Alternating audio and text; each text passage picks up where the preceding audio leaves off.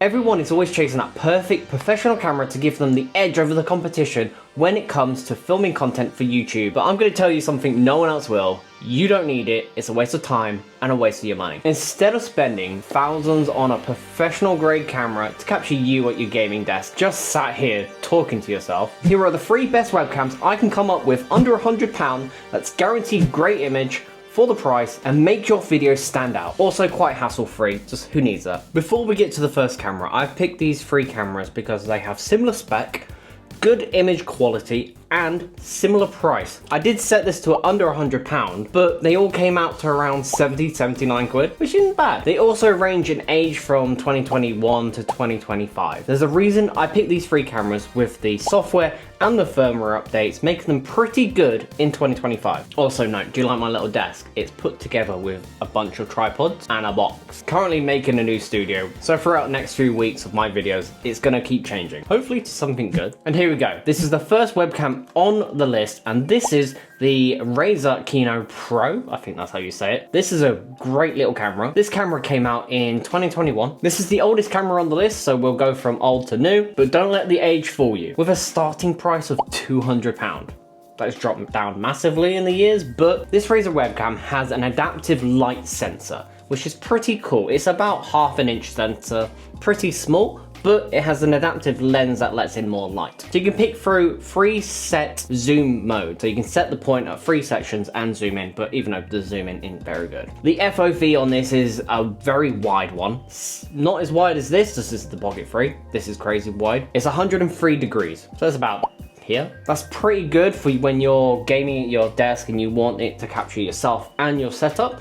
And you can also set it to a little button on your desk or whatever your keyboard where it can automatically jump to another zoom point so you can get a tighter shot, which makes the experience and production level go up a bit. That's also a great firmware update that recently came out for it in 2023. Talking about firmware, the last firmware update for it was in 2023, but they added some key points to improve the image quality, and you can set key moments where you can have the zoom or the camera set up in certain positions and you just change it with a flick of a button. Fumbled my words there. The video quality, you will get 1080p at 60 frames. I do recommend filming at 1080p 24 frames just to give it a bit more cinematic feel, to add a bit more, pro level to your image. It does come with its own software where you can adjust the settings to how you want, which is pretty cool. Kind of like the Elgato cams where you can adjust the settings and set them. It doesn't have built-in flash to the camera itself, so if you plug the camera into different devices, it doesn't save the settings and it formats it. Also does that if you close the software with the camera plugged in. So all your settings save to the software itself. As long as you're using the same setup, you'll be fine. Image out of the box is pretty clean. These are the settings I recommend you use just to get the best out of this camera. And again, with any webcam or camera in general, have good lighting. If you haven't got good lighting, set it up near a window, film in daytime just to optimize that quality out of that such a small sensor. With any camera, bigger the sensor, better the quality. But with webcams, to save costs and how cheap they are, basically they put a really small sensor in them to make sure you're getting a lot of light in your area. One of my pet peeves with cameras or webcams in general is the breathing you get on the lens and focus. So when the camera tries to find focus, when, focus on your hand and it jumps back to you, you get that little breathing where it's trying to find the focus. This camera does do it a little bit more than often, but you can set it to manual. Again, with small sensors in cameras like this, the depth of field isn't very good, but it's good enough for you to get a great image out of it. Key point to this webcam, it does capture audio through the webcam itself. Not very good, but in a pinch, it's useful. And throughout the years of it being out, it has been cleaned up a bit with firmware updates, which is pretty cool. It's nice to know Razer are still caring about their older products, even though it was 2023 when they last updated this.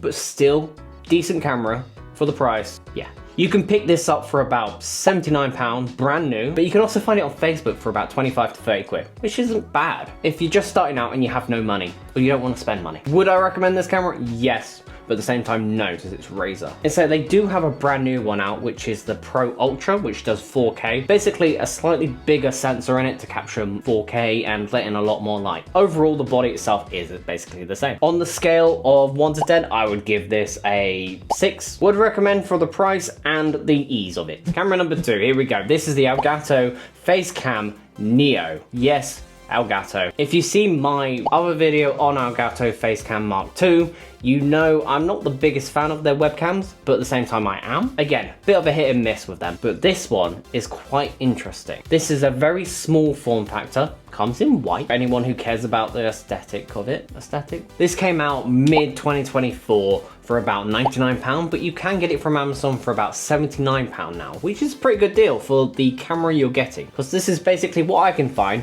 has the same sensor as the Facecam Mark II in it, but a smaller form body, but is actually better. It does have a built-in cable, so you can't remove it, but you can get extension cables if you want. By the way, all these cameras have a Type-C cable, and only the last one has a detachable one. The Neo webcam is very similar to the first one. It does 1080 at 60 frames. Pretty good in low light. It comes with its own software, the Elgato Cam Link software. Again, check out my old video. You can see all the software and settings, what you can do on that. You can download presets through their little marketplace, which is a really cool feature, so then you don't have to play around with it. But image out of this is pretty good when you first buy it. Not much adjusting, you can set it all to auto and it does a pretty fair job, but I do recommend playing around with it depending on your skin tones and your lighting. The FOV on this one is a bit smaller. It is a 77 degrees, so you're getting about that much. But I think this is due to the different lens they have in the actual camera itself, just to reduce the cost. This is meant to be their eco cheap version, but they've done this on purpose to keep you in focus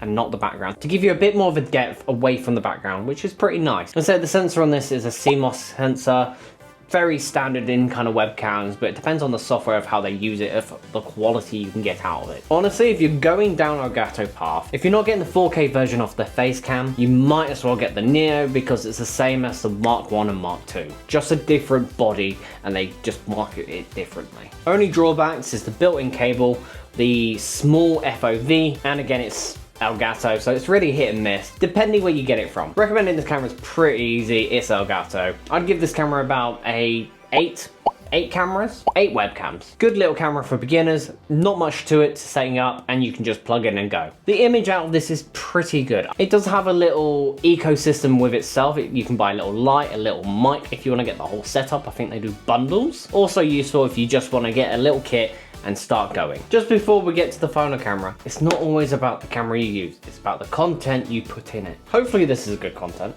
If not, we've just been wasting our time. But it's also how you set them up and you get the image you want. These cameras can capture pretty good HDR image, they all have it, and they all have their own little unique factors to them. Like the Neo, you can replace the background. I think you can do that on all of them actually. So you don't really need a green screen with them. But a great thing to think of for these little cameras, these little webcams, is that they're a full 1080 image at 60 frames. You don't have to just use them as a face cam. You can use them as a keyboard, a controller shot, a top-down shot if you're filming stuff that you're creating. Like if you're building stuff like this, still need to put this together. Thousands of pieces, haven't got around to it. But you can use it in unique ways. So you can capture creative shots and add a dynamic feel to your videos without adding better cameras to your production. I do recommend thinking about your shots in a more creative way, because at the end of the day, this is your video, this is your creation. You can set your camera up wherever you want. You don't have to have it like this. Who says you have to? But if you're also enjoying this video, please make sure you like it. Comment down below what camera you use at the moment. What webcam, or using a professional camera, let me know. And also a subscribe to the channel would be amazing. But here we are.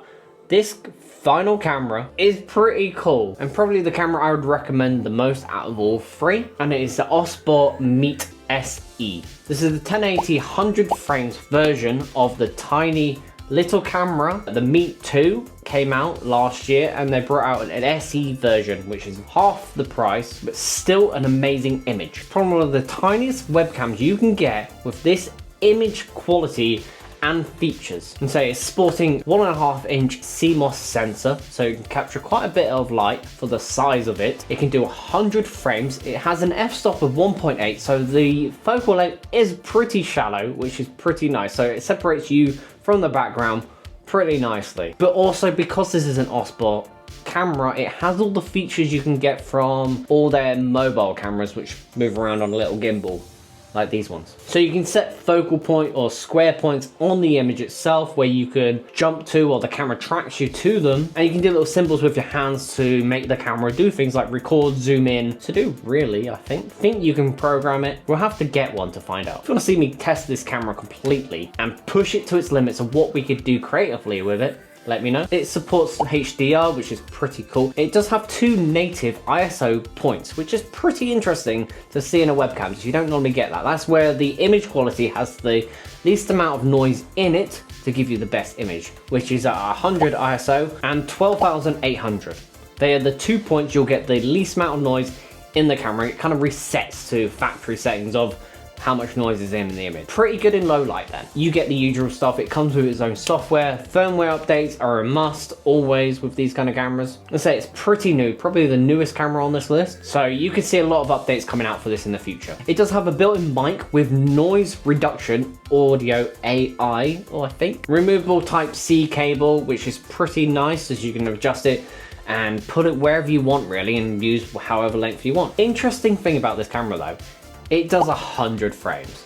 You know, you only normally get that from action cameras, not a webcam. I don't know the situation you're gonna use it. Maybe an intense experience when you're playing your game, you celebrate. You can slow it down, but I don't know how good that would look. Drawbacks with this little camera though, it does only do 1080p. So the little function where you can punch in and set little different frames where it tracks you around, the image is gonna go down quite a lot when you do that with this kind of camera, but I guess you have to have the good with the bad. And the only other drawback of this is they also brought out a tiny SE. It's basically this camera but with a little gimbal, and that's only 30 quid more than this. Again, it didn't make it into this because it's a bit over the price range of under £100. But if you want to see me make a over £100, maybe £200 camera or under 50 quid webcams, let me know. But overall, I think this webcam's probably the best out of the 3. But honestly, I think you'll get the same image out of all 3 cameras if you set them up right. I would give this webcam 9.5 webcams. Actual fact, I'm gonna buy this and make a video on it. But there you go, they're my 3 webcams under £100 that give you the best image for the price, and you can start creating straight out of the box. It's so interesting to see how far webcams have come these days. Very interesting to see where technology is going. But there you go, that's my 3 webcams. Let me know what you think of them, what one you have, what one you're gonna get. If you're interested in the camera I'm using right now, it's the DJI Pocket 3. Here's a little hack video of what I did with the camera, what you can do with the camera. Please subscribe, like the video, and go and check this one out.